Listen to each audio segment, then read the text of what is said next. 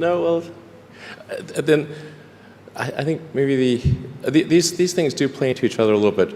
But what to do about mass unemployment? This is going to be a massive social challenge.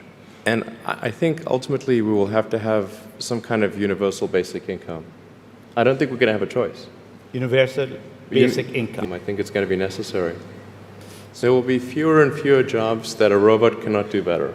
That's simply and I want to be clear that these are not things that I think that I wish would happen. These are simply things that I think probably will happen.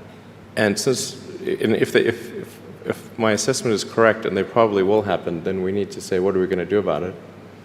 And I think some kind of a universal basic income is going to be necessary. Now, the output of goods and services will be extremely high. So with automation, there will come abundance. There will be almost everything will get very cheap.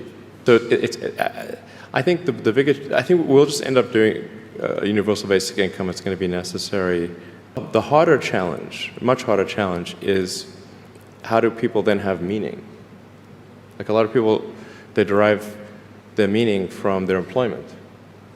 So if you don't have, if you're not needed, if there's not a need for your labor, how do you, what's the meaning? Do you have meaning? Do you feel useless? That's a much harder problem to deal with. And then how do we ensure that the future is going to be the future that we want, that we still like,